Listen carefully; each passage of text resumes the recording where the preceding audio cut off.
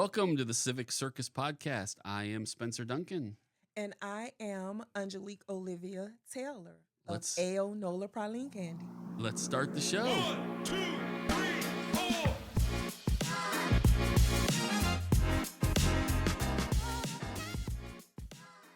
All right. Well, thank you for being here. So, I love all my guests, but I especially like them when they make things that I like to eat.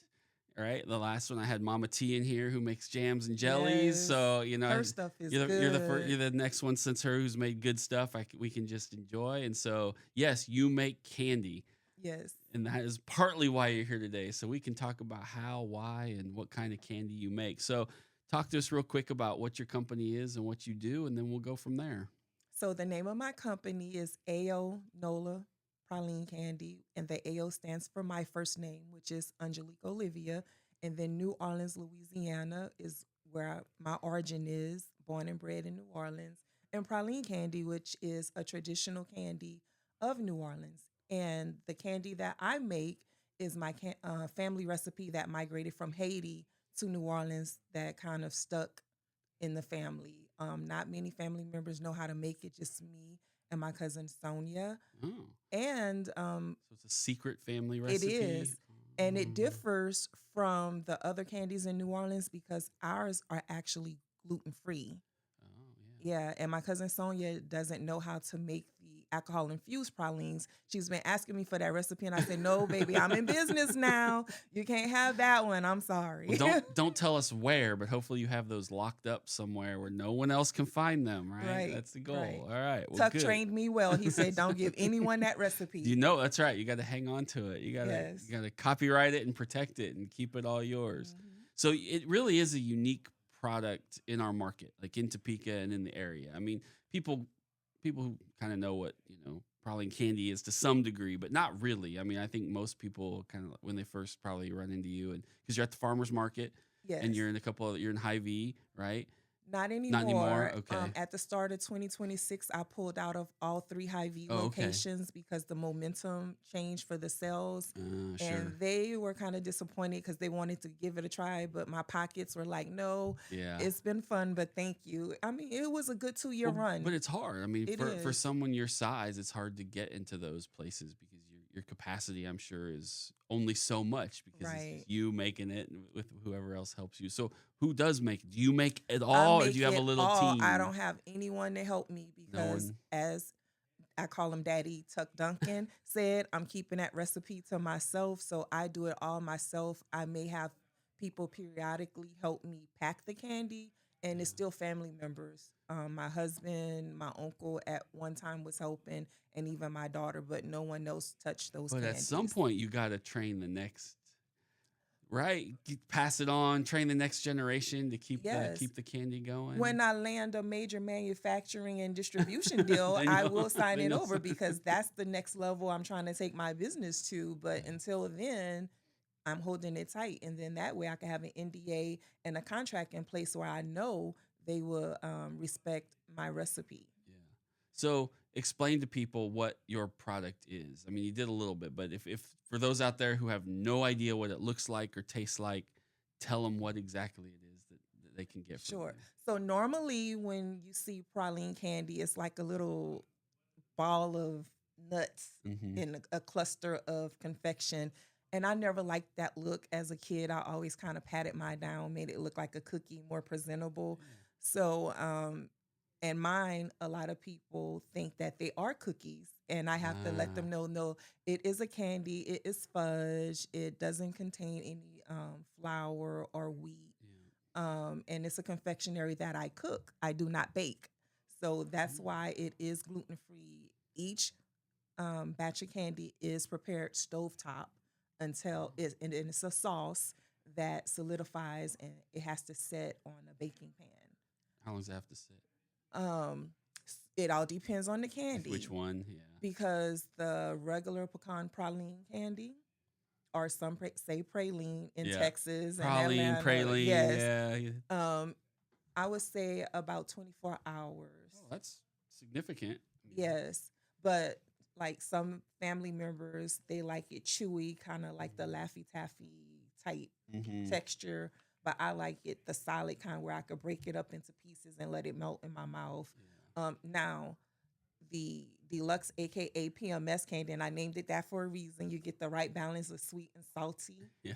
for us ladies when we need it at certain times. But it's really big with men, and I think they just fall in love with the name The of it, name, and then and they then they taste eat it. the peanut butter, and they're like, "Ooh," And so, yeah, and that's it's the only candy I make that contains gluten because of the pretzel, Yeah. and that takes about 48 hours because I have extra stuff that I'm putting in.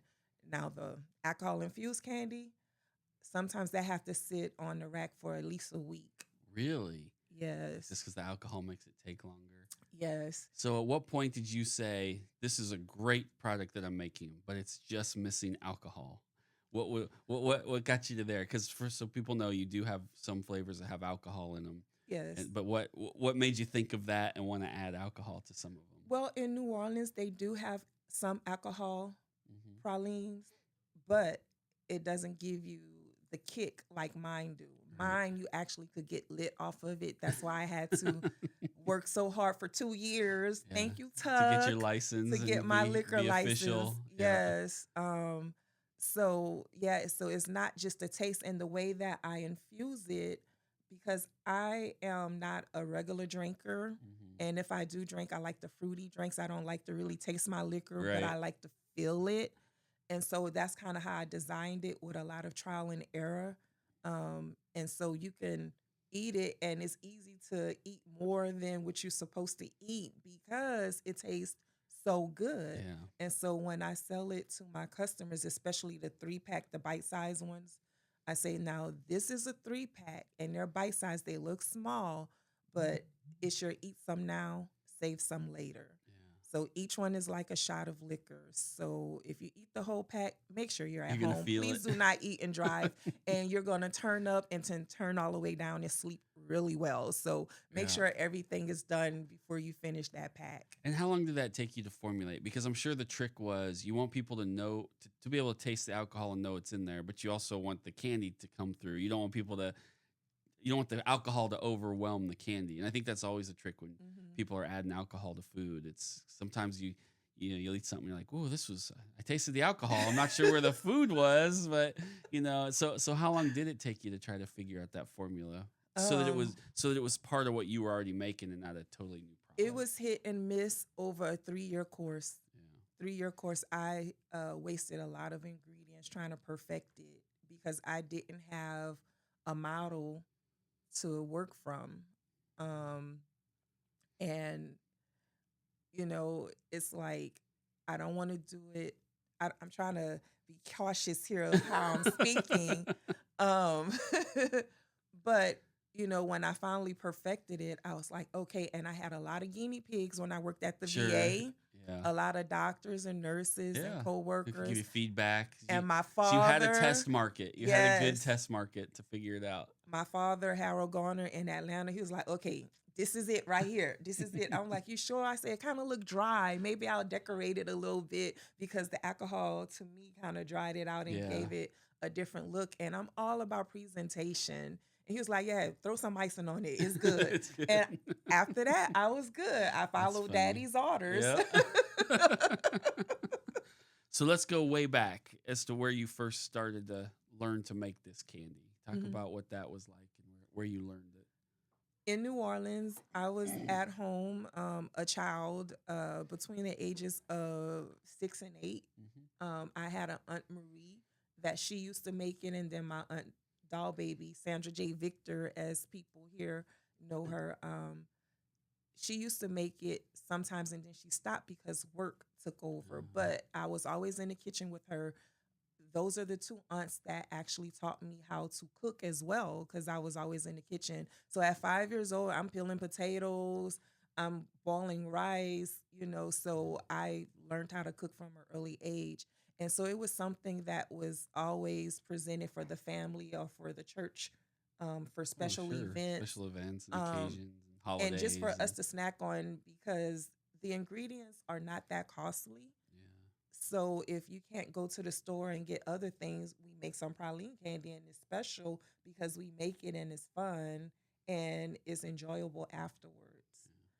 So that's how it all began. And then I stopped after a while, but it was something that my aunt always loved. And she always encouraged me to eventually, from a child to now as an adult, make it a business. And I always decline. Like, Yeah. this is not going to pay my bills, but it's kind of paying my bills. Notice I said kind of. Kinda. That's right. Baby steps. Baby, Baby steps. steps. So did they play around with flavors, or were they kind of have what I'd call, for lack of a better, the basic just praline flavor candy that they made, and then you started playing around with flavors when you wanted to do this, or was that something they used to do back then too? In our family, it was only the traditional pecan praline candy. Yeah. Even my cousin Sonia, she just makes the pecan praline. When Yeah. she saw all the flavors that I had, she was like, wait a minute, where did, And I'm like, hey, I can't talk about that. Yeah. And actually, when I started the downtown Topeka Farmers Market, I just had one flavor.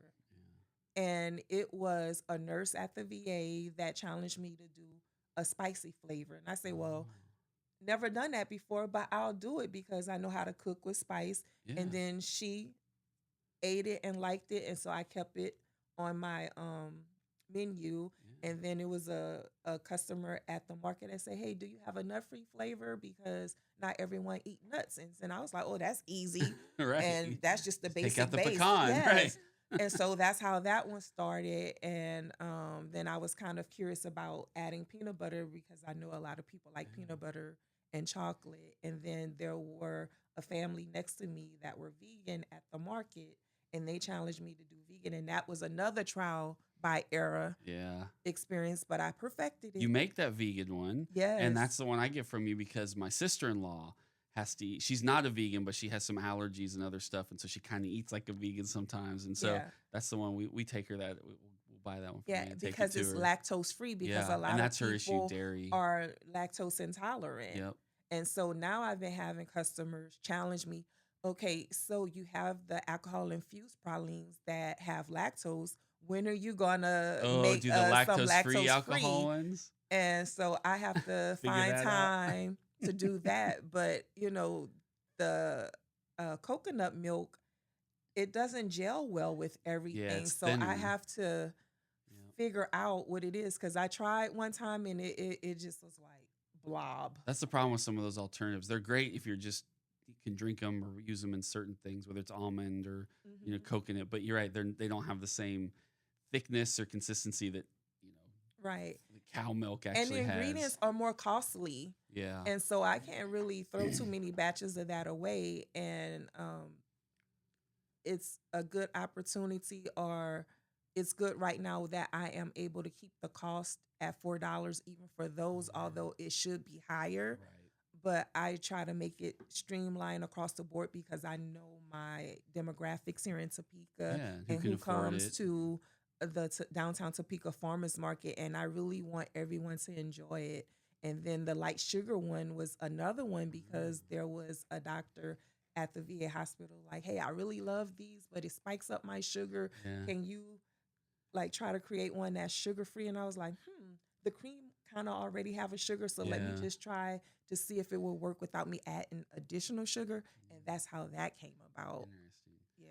Yeah. Well, no, it's interesting because, like you said, the first one was spicy because it came from someone asked, and there is a market for those products right now, Right. big time. And then, so your flavors kind of came from a natural progression of what people kind of wanted. And Yeah, and just talk to you me about. conversing with my customer base. And so I am here for you, community. I Okay, am so here for you. have you tried a flavor that maybe was really good, but just doesn't make sense cost wise? To try to keep it in that $4 or make it so expensive it's not worth. But you tried it one time, you thought, well, this is pretty good, but it doesn't make sense to sell this as a flavor and market it just in terms of your price points and your cost of goods. That would be my lactose-free vegan flavor with the coconut and the chocolate top. And Yeah. those go well, but I don't make it all the time. It all depends on my return on investment, what I make and what ingredients I Yeah. can afford at the time. And sometimes you see it, sometimes you don't. Yeah. So is there one that you've tried that just either you couldn't make it work or it just did not work? Like conceptually it sounded like a good idea, and then you made it, and everyone's like, "Yeah, let's not try that again." It didn't taste the way you kind of hoped it would or thought it would. Yeah, so I make the bacon praline treat that you Uh-huh. can eat and enjoy with your furry baby that doesn't have extra sugar in it, right? Okay. And so I tried to make one for cats with Oh. it mixed well with the catnip, but I wanted to try to, do some type of fish or tuna. Yeah. Uh, No, No. it did not work out. and well. I just kind of Just had a really smelly house after that one was done. Yes. Yeah, but that's what you have to do, trial and error. I mean, because my guess is someday the opposite will happen. You'll be trying something weird, it won't work, but you'll get another idea out of it, and then that's kind And of so, like creative food process. from my understanding, I have a few customers that purchase the bacon praline treat for their dog, and they have cats too, and they eat it. But my Oh. cat, So everybody loves bacon. No yeah, surprise. Cats, dogs, people. Bacon is a universal. yes, food. my cat, she was older and she didn't like the candy part, but she would eat the bacon. And I'm like, Mama can't repackage people bacon. Right, So, right. so it's hit and miss with cats, but dogs, I have a they don't turtle. like Maybe it. I could see if my turtle. Maybe. I don't know. I mean, because they do eat like little They eat all worms, kinds right? of crazy stuff. Those turtles. Who knows? I don't know if it's good for them, but Last time she's we always had looking for turtles, we something. lived in Germany. Yeah, and that's a story behind that with the turtles because my mom, she was looking for the turtle, and I took the turtle out and forgot to put the Oh. turtle back in the cage, and it was lost for like days. Oh, and then you And found it? eventually, and so it was ready to hit that water. That's actually pretty amazing that you found it. That's impressive. I always tell people turtles are way faster than we give them credit for. Yeah, but I told her, I said, yeah, I saw it climb on the other turtle back and got out the cage because I was scared. I was scared. The things we make up as children. So let's talk about how you ended up in Topeka. Let's talk about Mhm. your Topeka journey because you are not a native Topekan. You are No. from New Orleans. Yes. So how did you end up in Topeka, Kansas? Okay, so this story, it's been 20 years now that I have been in Topeka. Yeah, so you're basically a Topekan now. yes. 20 years, we'll give you your Topeka card. Just call me Top City NOLA. That's right. That's what I tell everybody. I'm Top City NOLA. I can't separate the two at this point. So my father was stationed at Fort Riley in Fort okay. Riley, Kansas, and retired some years prior to Hurricane Katrina, which was August of 2020. No, 2005. Yeah. 2005. So for Hurricane Katrina, being both my sides of the family, my father and my mother's side, being from New Orleans, all of us lived in New Orleans. So he was the only one outside of New Orleans. And we first migrated to Houston, Texas, because that's where my cousin Stephen was at the time.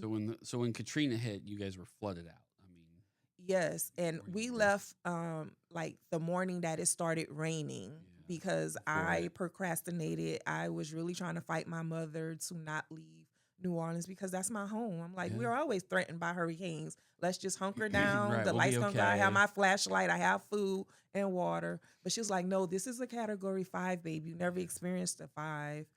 Because I worked the night before. I was Well, tired. and that's very so in 2000, I graduated from the University of Kansas in 1999. Mhm. One of my first jobs out of school was I lived briefly in a place called Rocky Mount, North Carolina. Oh, okay. I was a sports reporter there.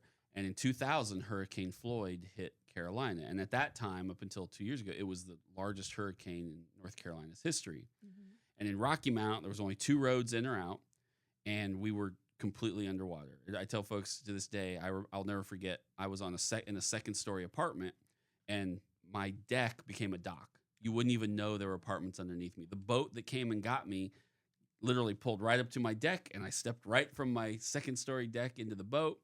And I worked for the newspaper at the time, so I walked right to work, and I worked. And for people in Topeka, the best reference point I can give is Rocky Mount at that time was about 55,000 people population, and they sort of had a small version of our Wanamaker, Okay. including a mall. And I will never forget to this day doing a newspaper with a guy. We went over the overpass, and it looked like a lake. So imagine just Wanamaker, and you had no idea there's a single store under there. The only thing you could see was this one really tall tire sign. Mhm. Other than that, you would not have known there was anything under there. And so, and my point is, I remember before it hit, a lot of those conversations with people in that community. We'll be fine. It'll be okay. You know, and they were telling us, no, make sure you have your hurricane kits, be ready, get high ground. This is not going to not happen. It's going to flood us out. And I lived in the newspaper office for a week. And then I lived in another guy's apartment, which was next to the newspaper office because it had gotten wet, but not totally flooded before we could go back to our homes. And we had to have our backpacks, and people were in shelters. And so the point of all that is, to your point of you not wanting to leave, that is a very common, especially if you've lived there most of your life and you're like, yeah, we've been through hurricanes before. And even though everyone's telling you, no, this one's different, we swear. So I'm glad you listened and said, let's get out of here right before it hits us. Begrudgingly. Yeah, like my mother literally like basically ripped me from my apartment, my house, because she took my daughter because her car was in the shop. And so my vehicle was the only working vehicle. And so she said, and I said, you can have the car. Me and my daughter, Angelica, is going to stay here. And so she said, okay. So basically I gave her the permission to take the car. I saw her go to the kitchen. She grabbed a trash bag and threw a few items in there. I didn't know what she was doing. She was putting clothes in there. She picked up my daughter, who was like 5 at the time. And she said, okay, we're about to go. I said, you're not going nowhere with her. She said, well, you better hurry up because we're about to pull off. Yeah. So that's how I left. So I had like the clothes that I had on and maybe a change in clothes because normally it's just 24 hours. Right, and anything you can get back. Yeah. But by the time I hit the highway and the rain started coming down and you lost visibility. Yeah. And that sideways rain is real. Yeah. It seems like a silly thing, but when you see it in real life, you're like, oh, now I know what they're talking about. And then going across the Twin Span, because, you know, a lot of people don't realize that New Orleans is like a bowl. Yeah. There's water on every side. It's below sea level. And there's only one way going out through the east and one way going out through the west. And it's a twin span basically on each side over water, miles of water. And so the normal outbound side of the highway was already full. And so they opened up the inbound side to let people out. And we were on that side. And I was like, oh, this feels weird.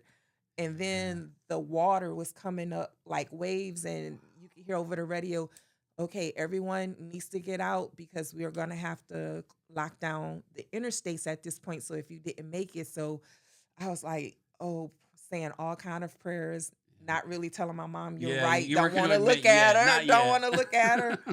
And she's praying and, you know, so, yeah. So it was, I'm happy. And then when we finally made it to Houston, which is normally 6 hours away, it kind of took maybe 20 hours. Oh, just because all the people, traffic and the weather you had to maneuver through. And this may be TMI, but normally, you know, I have a weak bladder and I don't recall having to use the bathroom because I was just so focused on trying to stay with the flow of traffic where, you know, because it was traffic from New Orleans all the way to Houston. It eventually maybe picked up to 30 miles per hour.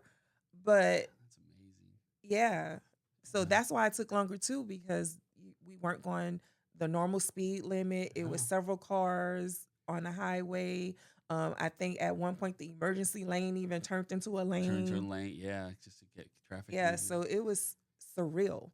Yeah. And then when we finally made it there, and let's not talk about gas prices. Oh, well, yeah, they were over $5. Yeah, even after the fact, I remember the feds did investigations, and a lot of companies got fined or in big trouble for jacking up prices. Yeah, preying on people in that moment. And so we saw that in North Carolina. We saw right before and then right after, and it's like, you know, the feds came in and said, no.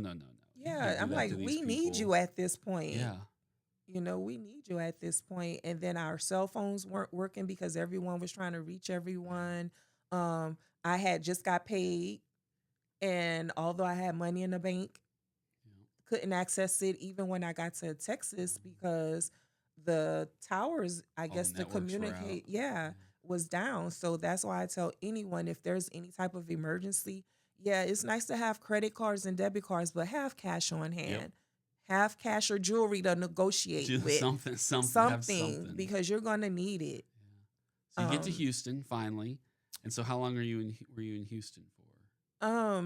I remember taking a nap and waking up, and it was on the news. And one of the streets that they showed on the news was the pumping station that was right by my house, a new pumping station they just completed that did not turn on.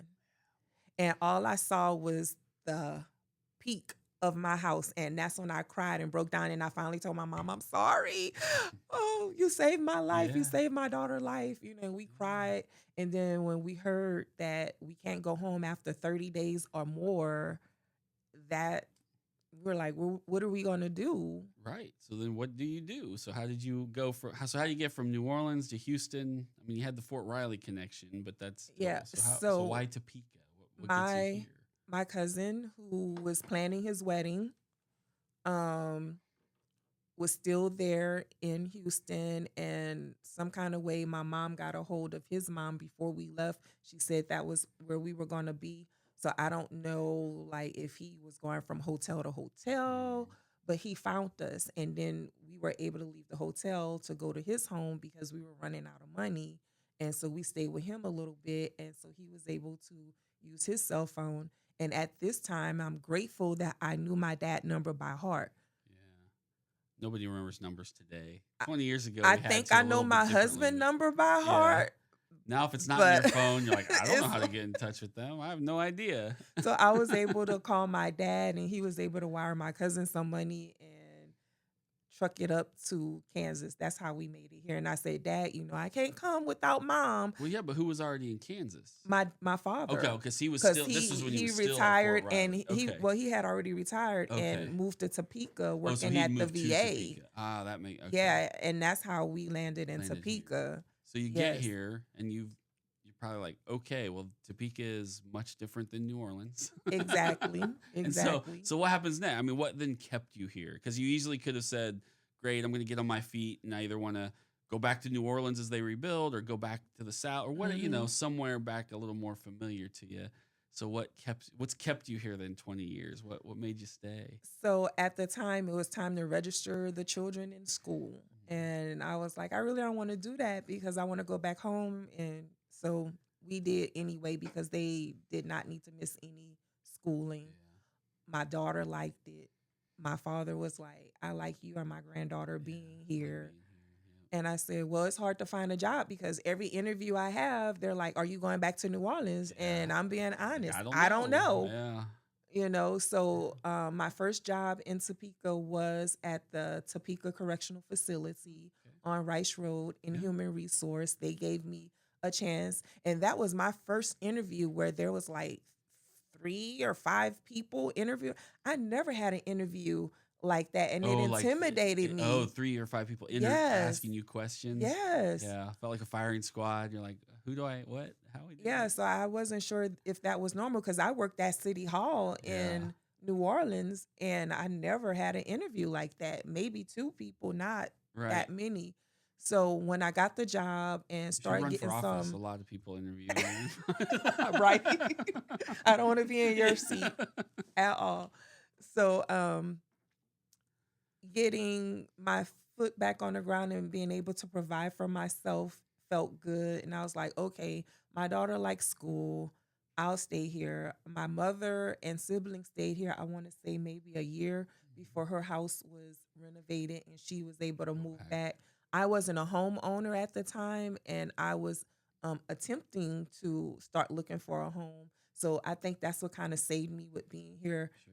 in Topeka. And then I worked for Rice Road maybe 6 months, and I got on at the VA Oh, okay. for in Health Resource Center at the time, or Health Yeah. Revenue Center is now Resource Center. And once I started that, I'm like, I'll get a house here in Topeka. Yeah. This is good. I have a Looking government good. job, better money than I was making, and my No daughter like it. hurricanes. We only get tornadoes every once in a Yeah, while. and thankfully, no tornadoes have hit Topeka since I've been here Yeah, in we've had 20 some years. small ones, but nothing that has caused considerable damage like we had, 70 Right. years ago or whatever.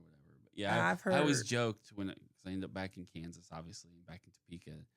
And I was like, yeah, I decided after that hurricane that I can deal with tornadoes way better than I can deal with hurricanes. I have to differ with you I on know, that I know. because with hurricanes, at least you get like You a have week warning. Yes, warning. you know they're Tornado, you're in the bed, you're going, and I'm like, coming. oh no, I have to No, get to the basement. That's fair. That's fair. You know.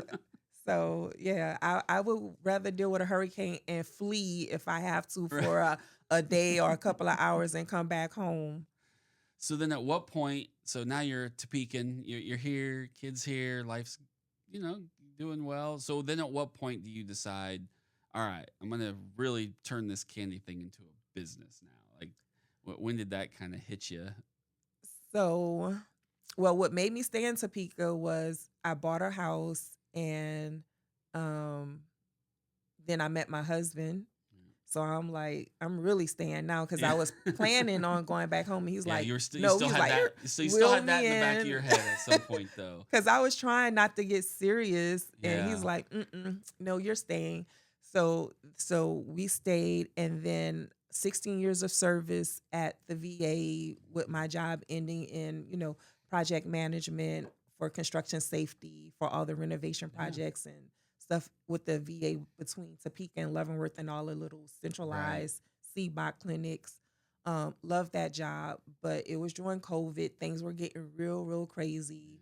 Had relatives dying of COVID. Then, my aunt that I found dying of COVID, and that just wiped me out. And I'm like, I can't do this anymore. And when she finally did get to Starmont, they took very good care of her, Starmont Vale Hospital. And she was the first case in Topeka.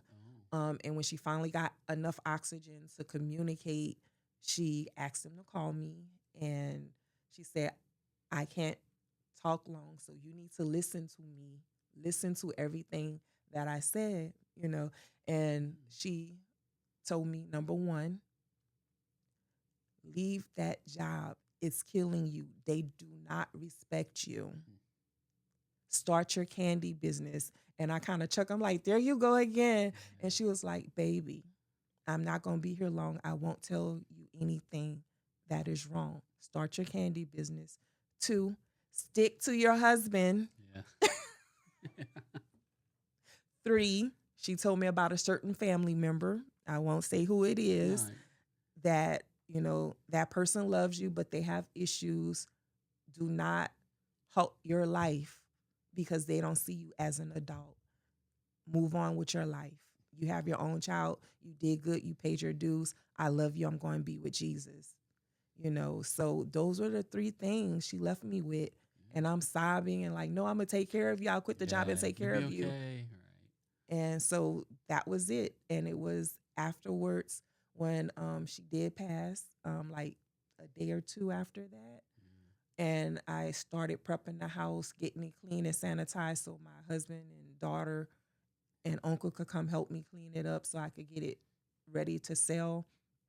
Because before she got sick, I had made her, a nice meal and with some pralines on the side because she loved pralines. And Yeah. this is the aunt that taught me. Taught you how to do it. And so I was stripping down the bed, and underneath the pillow, there was like a dime-sized pecan candy left. And I broke down. Yeah. I'm like, excuse my French, but I was like, this damn woman Yep. from the grave is still talking Still to me telling you messages. because she know I'm hard-headed. Yeah. And I'm like, okay, I get it. You could have ate this little piece of candy. I get it. I'm going to do what Yeah. you say do. But that moment, where that brief moment where she could talk, because you never know in those moments, especially at the end. I mean, when people are going in and out and they're sick. And it was hard for her to talk. You could tell it was hard for Yeah. her to breathe. It was So I important had to her, to. and she had that moment where she could do it. And I had that. My mom passed away last Yeah. September, and that last week she was in and out a lot. But there was that moment where I just happened to be there that day, and she was wide awake, and she was lucid, and she was able to have a conversation, and we were able to talk about a couple things and similar to that. And then, right there, the flip switches, and she's back asleep. But you're like, Right. oh, that moment was something Priceless. Yeah. I call it a gift from Jehovah in Yeah. Jesus' name because, we want closure. That was my closure. I wasn't Yeah. able to see her. They weren't doing Yeah, any 'cause they couldn't video do at the COVID. time. And if that was early, they didn't have like the secluded rooms even where you could see Exactly. through, where they could let you in and see through glass and that kind of Yeah, stuff. and in when I those early first found days. her, she already lost oxygen to the brain, and you know what happens. They don't know Yeah. who you are. Like, who are you? Why you in my house? And Yeah. that hurt me because I'm like, this me, this your baby, Yeah. this your girl, you know. And so that was a gift that, you know, I felt Jehovah allowed her to speak to me, and I know that she did recognize who I was and that she loved me, and she gave me those priceless gems because leading up to COVID, before I was going through stuff and I was talking to her about it, and we had some heart to heart, and now I recall, you know, she was questioning me, quizzing me. Remember, if I ever die, you send me back to New Orleans and you know what Yeah. type of funeral. I want the second line, the Yeah. traditional second line with the horse carriage. Making sure And I'm taken like, care of. woman, why are you talking about that? I know. I say, you want like the Mahalia Jackson of funerals. You know, we were kind of joking about it. Yeah. And then, you know, so it was after COVID because I was so angry with her that she went to this particular church convention. But when I got her medical records, I realized she knew she was dying because she had a heart condition. So She already had she numbers. was already, I guess, going through depression and processing it, that she took her life in her own hands and was like, why wait? So I wasn't angry at the church that held the convention and didn't cancel Or the it situation. anymore. You're just Or the angry that the whole situation, thing I was like, happened. everything was revealed in this time and it gave me comfort. And I was like, okay, now I see why she went. And she died doing what she loved. Yeah. She died supporting members of her community, her church. And it was a fundraising event for single mothers to raise money for the children to go to Oh, summer yeah. camp. So, you know, this is what she loved. This is what she So loved, you and it have made that me moment. better. You have that moment with her, and then you find the candy. But Mhm. you still had to take the leap that said, I did. okay, I'm going to leave this pretty good job and I'm going to go make candy. Ooh, that salary. I So- miss so- that salary. Right, but two things had to happen. I mean, a lot of things happened, but the two big things that had to happen there was, one, you had to make that decision. So what was it in you that said, I'm gonna make this decision? It's happening. And then what was everybody around you's reaction to, like, wait, you're gonna do what? you're gonna leave that good job to make candy? I mean, Right. so what was that like? Like, how did you get to there? So I spoke to my husband. First, yep, you got to start with the spouse first, the significant other first. I told him what my thoughts were, and he said, well, try, you know, making the candy now and go to the market and see how well it does, Mhm. introduce it to the community, and we'll go from there. He said, but I don't think you need to quit your job right now, Not yet. type thing.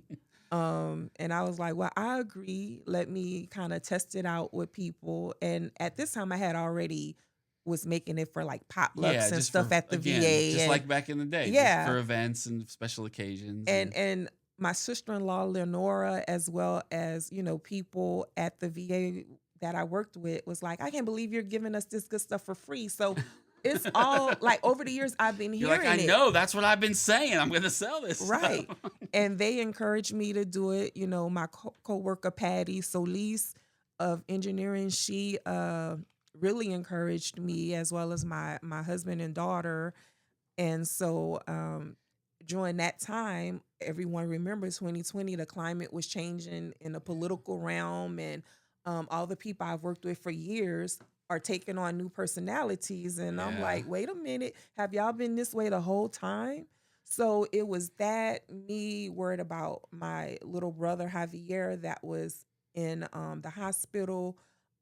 He lost a lot of weight, you know, can't get to family members because you're restricted Yeah. on travel. Just lost my aunt.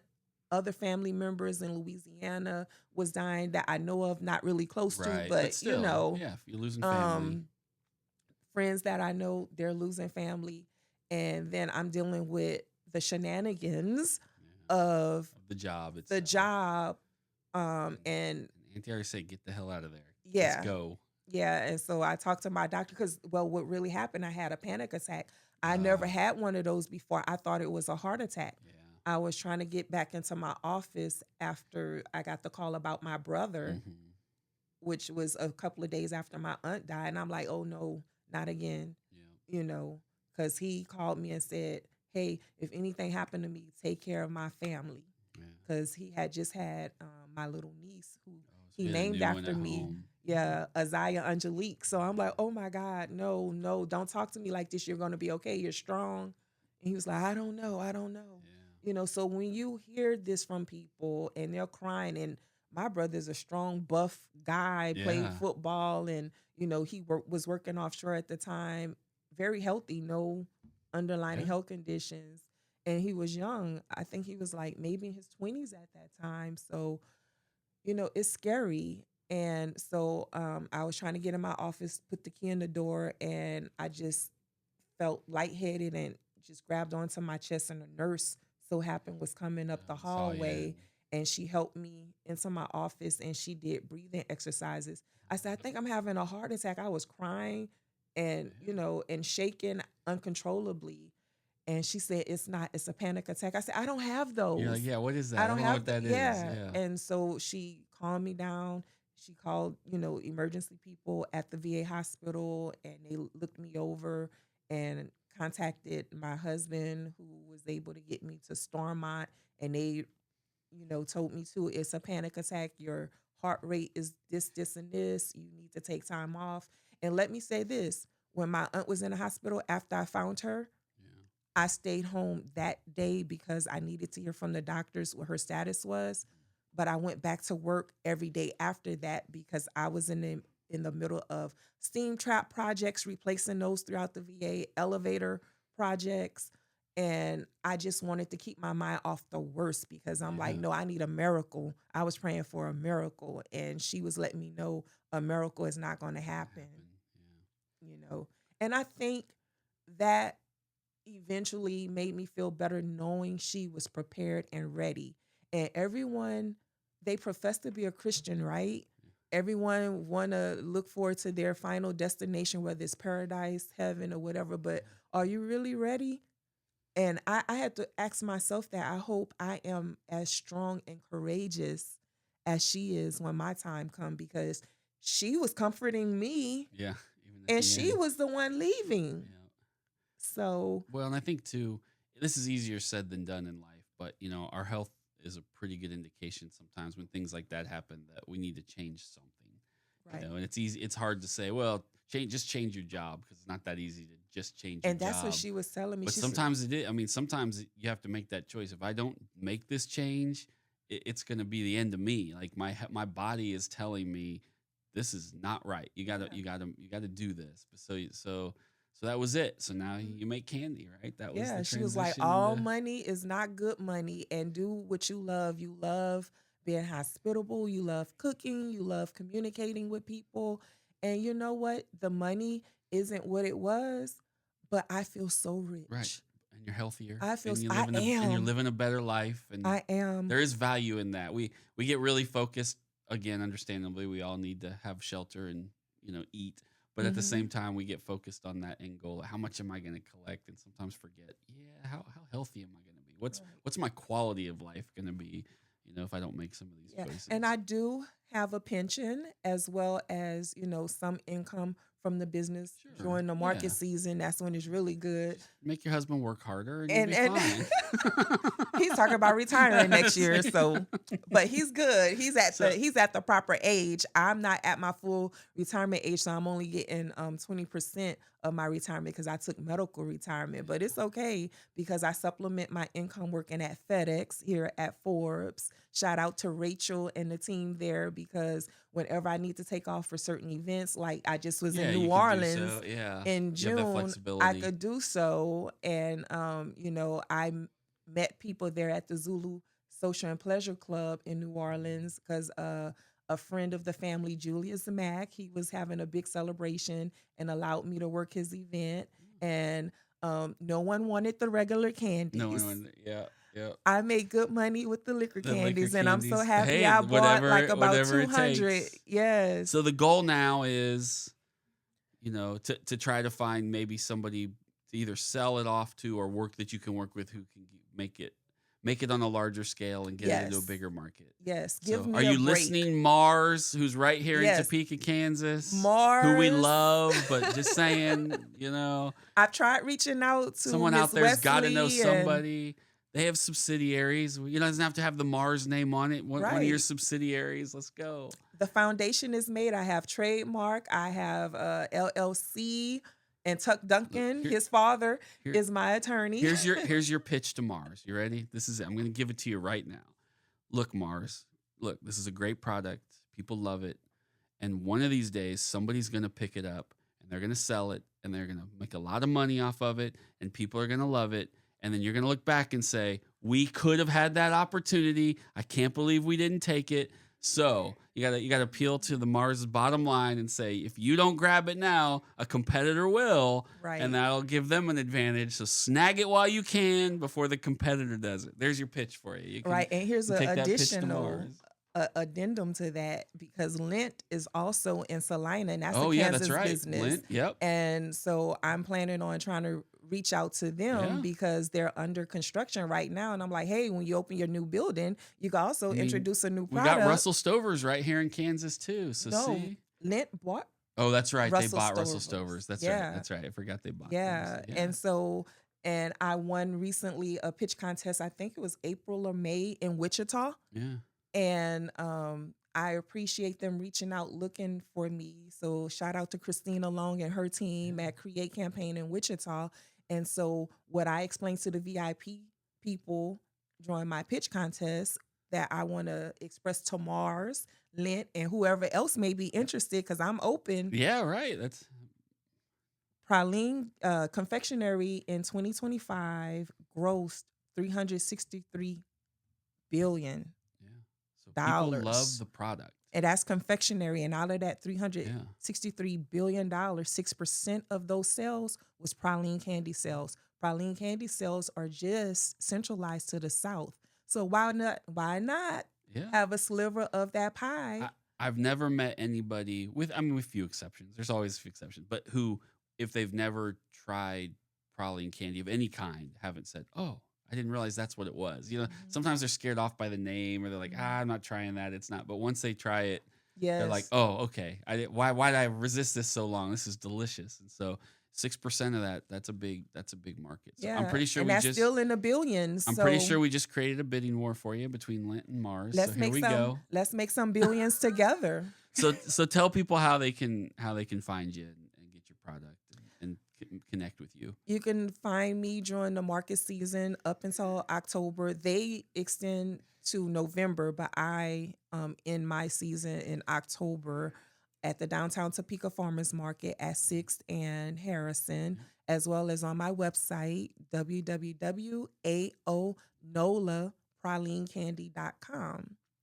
And so also I'm at Fleming Place, the alcohol infused candies Yep. are at Fleming Place, and they do well there. They move pretty good. And also Starmont Vale Hospital gift shop. So if you are an employee there or a visitor or patient, thank you so I much. actually bought some there last week. One of my brothers had a heart attack. Aw.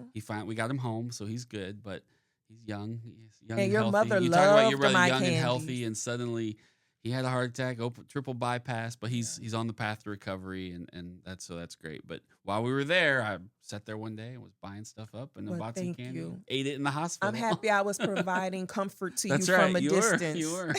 Because your mother, she really loved She my did. candies. Yeah, she really did. Yeah. Well, do you have any, as I ask every guest, do you have any questions or issues you want to put in front of me today to try Well, to I just get me want talk to about? commend you because I remember, when you were a council member, you were trying to get me on your podcast, and Yeah. it's been over a year now because we I got here. was like, I don't know, I So tell people this is easy. It really is just a conversation. thank you for your patience and congratulations, Mr. Mayor Spencer Duncan. That's what they call me. So. Yes, but you're like, my They big call brother. me other things too, but I ignore them. I was like, Yeah, ignore the other ones. You're my big brother. Tuck is a good dad. And, Tuck gave me some good advice when I was going through a rough patch. And he reminded me of the number 2 point that my aunt told me. he didn't know she told me that, but he was like, "Oh no, just train your husband, ask your dad. He'll be all right. It's just something new. You're changing careers, Yep. just be patient with him. This is a new milestone that he isn't used to." And I'm happy I did. My husband have been so good and is such good support. Because you can't do So, it otherwise. right. That's the mark of, I think, the strongest relationships is you have to have that dual. I can't be mayor if my wife is not And you on have such a board. good, beautiful If wife. she's not on board, this doesn't work. I can't, Right. and I wouldn't want to do it if she wasn't on board, Mhm. and vice versa. There's moments where she comes to me and says, "I need you to help." Great, I'm there. Like, great. I don't know why we're doing this, but I'm there because that's what this is. It's a Yeah. partnership. And Maurice now, I guess he see my vision and my ambition and how far that the business have gone. So he's on board. He helps now. He help package candy. He'll be at the market sometimes when I need him. So I'm really happy that everything changed and Tuck was right. My father Harold Garner was right, and my aunt was right. See, it does work out. It's not that much different than when I first told my wife, "I think I'm going to run for public office." And she's like, "Are you out of your mind? That's not even something you've taught. What are you doing?" And now when I finally ran in the last election, she's like, "Yeah, okay, let's go." Right. So there is that evolution of with your partner. We're like, "All right, we're good now. It's just part of our life." Yeah, so I mean, you're doing a good job. I'm happy you were patient for, waiting for me, and I was nervous about today. So thanks for making this, So as we wrap, as we easygoing. kind of wrap up here, I do want to ask, because I try to, from my seat, being someone who's with the city, who's with a government entity, what is a way or ways that the city should be helping folks like you, entrepreneurs like you in this community? What are things we could or should be doing from your seat that says, hey, Mayor, well, it'd be really nice if the city could just try to do this or this or this for us. It would make a difference. So I said to myself and my family, I wasn't going to touch on this. But then he asked, so the door was open. So here we go. But since you But asked, I mean it's sincere, and that's one of the reasons I do this. It's not just so that people sitting next to me can tell their story and talk about their Topeka journey, which is why I started this. But it's also because I am an elected official. I tell people when they come on here, this isn't meant to be a all wine and roses podcast. I really do want people to have an opportunity to say to me, "This is what you could be doing better. Let's see if we can get there." So it's an honest, sincere question. okay, so as I previously mentioned, I traveled to Wichita to engage in a pitch contest, Mhm. and I won first runner up. Yeah. And I'm thankful for that they actually seeked me. But if I am a Topeka resident and I'm investing a lot of my time, resources, and taxes and energies and ecosystems here for small businesses, why are we not having pitch contests? Oh, you're right. Because the last one we had was done many years ago. Yeah, And it that was was like in and it was great. 2024 It by was Glenda Washington. Yeah. And prior to that, they did the Top City, which is how Brewbank, which now is sadly no longer with us, came into existence. But they only Yes. did it that 1 year. So how are Right. you all wanting us to support the ecosystem that isn't Yeah. supporting us back? No, that's a Now great I'm point. grateful because GTP did provide me with a grant Mhm.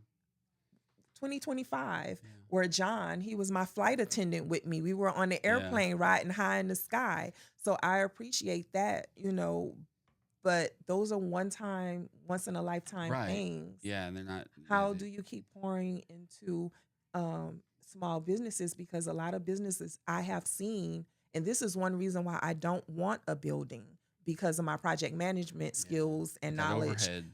And then, a lot of small businesses feel like, oh, I have to have a building to be a certified business. That's not Yeah. true. Yeah. And then they get a building, then they have all this cost, and then they probably still paying mortgage or rent elsewhere. And then And you're it contingent closes upon a lot under of other a things. year, and then you're in more debt than when you started. Thankfully, thanks to FedEx, don't fire me, FedEx. I am able to, pay those credit card bills from my first few years of, trying to do home shows and all of these expensive vending fees when you're not seeing the same return on investment back. And so this year in 2026, I am going to be true to myself and just stick with the downtown Topeka farmers market. I have done a few shows earlier on, but they were cheaper. They were under $100. I'm not going to charge a credit card or Right. anything. I'm going to stick with it, pay my bills off. My sugar daddy husband going to pay the rest off. Thank you, babe. But to your point, we have to innovate more in how we're working with our small entrepreneurs. And yeah, there's it's a give and take. And there's a couple levels of that for me. So GTP is great, and a lot of that's private dollars. They have some, taxpayer money that they utilize for a few of those programs, but people don't realize a lot of it is their own private funds that they raise, and that's great. And I love their programs, like their grant programs. I've been trying to encourage them through some of their low interest loan programs, which they do themselves. We need to hook people up with actual lenders through those dollars, because giving you something once, or in your case, it was a grant, but if it's one of their little loan programs, that's great, but they don't build up equity with the bank, and they don't build those relationships. And so then when they want to get the next loan, the bank says, well, you have no credit with us. Well, we could have helped them build that credit and build that relationship, right? We were recently, there was an intercity visit with Topeka and Madison, Wisconsin. And we went to this innovator program in Madison, which was a building. It was a community program focused on helping diverse voices and businesses. But one of the fascinating things they do, to your point, is in that building on the first floor, they help facilitate the space. So they had like a coffee shop, a couple little restaurants, and one or two little retails. And those people paid a minimal amount to utilize it, but it was a very low cost. But it made a big difference to what that entire building was trying to accomplish in terms of helping entrepreneurs. It was a low cost way for those entrepreneurs to enter the marketplace. It was a catalyst for all the development around there, because it now had businesses, so other things developed up around it. That's very innovative. And the fact that we can't do those kind of things, so that then maybe you would have an opportunity to say, well, I can pay a couple $100 a month to have a little tiny storefront space inside this, incubator innovation lab. Great, I'll do that. But to your point, but I'm not going to go sign a 2-year lease, thousands of dollars, have all this overhead, have to pay someone to be here all the time, have to turn the lights on, because you're a one-person shop. You don't have that. And so people have heard me preach for years on Joint Economic Development Council and even GTP, where I'm like, small businesses are wonderful, but we define them as too many people sometimes. When I talk about a small business, I'm talking about the 5-person business or the 10 or less. And I'm a micro business because I'm just solo. And we really don't have. So those are some ways I've tried to rethink it as I've traveled these last couple months to some of these other areas and talked to these. I was just at a program in New York with 45 other mayors from across the world, 26 from the U.S., 20 from the rest of the world, and we were talking about how we can better innovate with businesses, because having a lot of people is great, but you're not going to get a lot of people if they don't have stuff to do and shop at, and they won't be able to afford your fees because the money isn't coming in. Well, and I can't support a city just on residential properties. I need to support it on my business community. They've got to be a partner. So yes, it's a good point, and we need to get a little more innovative, because those kinds of programs is where then we could do, these little Shark Tank style events or these competitions and bring new voices into the mix. But I also want to touch on something you said, since you brought it up. Yeah. Since you brought it up. So you mentioned how they have the low interest rate loans, right? Yeah. So I want to touch on that a little bit, because when I first started, I'm not ashamed of my credit. My credit was 780. And I did an article, I think 780 is good. That's excellent. That's excellent. That's what it was when I first started this business. Yeah. And then as I start charging, it went down. And I'm working on, so I was able to get it, but I went to, what's the name of it? They work along with GTP. What's the name of them? Oh, that program that, I can see it. And if you hadn't asked, I'd name it. But yes, the workshop program they have. Yeah. And you could get the grant. It's like a small business thing. Yeah. You could get the grant through them. So even when I sat down with the consultant for them, they was like, oh, your score is good. Everything looks good. The only thing is, how would you repay us back? Yeah. Right. And I didn't want to put my husband at Right. risk because I'm starting off. This is my business. Yes, he's going to benefit from it, but he got to take care of me. Yeah. Yeah. So I'm not going to put that on the line. Then they start looking at my house. Oh, well, you have a lot of equity in your home. No, one thing I learned from Omni Circle Group, do not mix personal with business. And Yes. I want to keep it separate. And that's something your father also Yeah, because then you informed get me in about. trouble, and that becomes a Exactly. slippery slope, and it's awful. Hey, I'm a guy who owned a retail wine liquor store for 4 years in Lawrence, Kansas. Probably would still be there if it weren't for I still lived in Topeka, but owned it there. But it was a lease issue. Mhm. But you had and when it failed, that sucked. Like losing your Right. business is terrible. And now, thankfully, my wife and I have another business that's pretty successful. But those stink. But at some point, you have to make those decisions. Like Mhm. this is I'm going to lose this business, but it's not going to ruin my life in terms of the Right. life, right? And that's hard because you want to do everything you can to save what you've got, but make that distinction. And yeah, to your point, I think it's also about what is our goal. So if Mhm. I put aside $100,000 a year of this community or whatever that we're going to use that easy number and say, okay, I want to loan this to businesses in my community, micro businesses that actually need it. Well, Mhm. great, but what is the goal?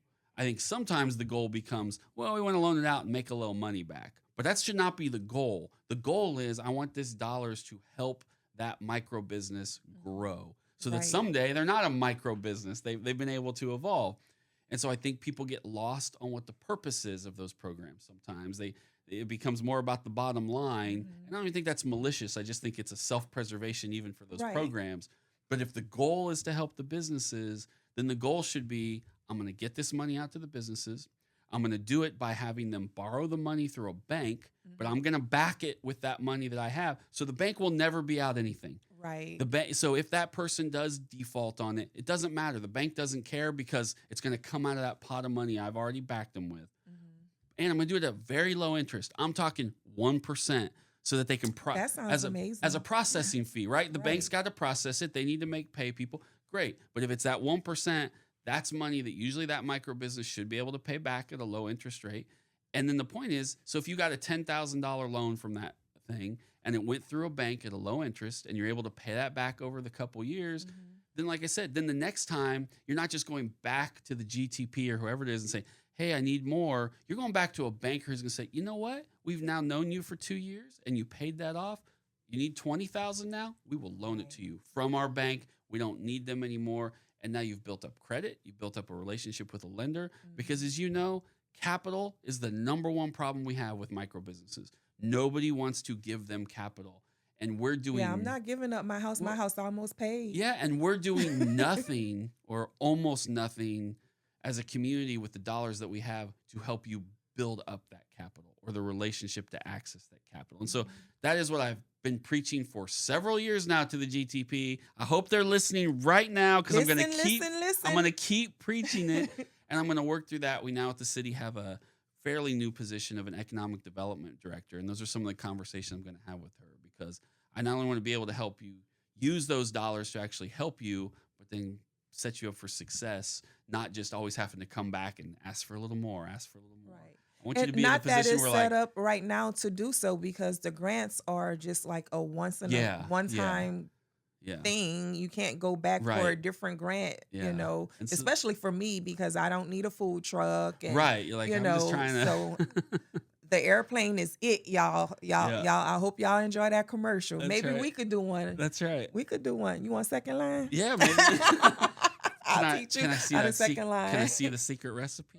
It's, Mm, yeah, no. That's right. No. All But right. I was thinking too because I am working on a project and I don't know if you have any way to relate to the mayor in Louisiana, but if not, I'm working on some things Yeah. because I'm either trying to plan on folks from New Orleans coming here to try and infuse the community for an event or vice versa, have people go to Yeah. New Orleans. A That'd lot be of people want to go to New Well, Orleans.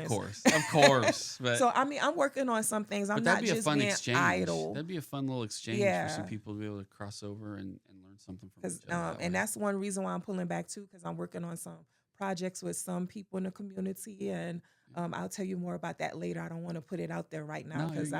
I'm trying to finish it Yeah. because I've been talking about it for a while, but I finally sat down and start working on things. So Well, this has been great. Thank you for being here. thank you. Everyone out there, go find your candy and eat the candy, and then buy Yes. more because you ate the first batch and it was really good. So, And anyone interested in purchasing my company or partnering with me that is a bigger company, since I'm so micro, I'm willing to talk the recipe over with you all. NDA. Thank you for being here. Thank you so much. Thank you, everybody.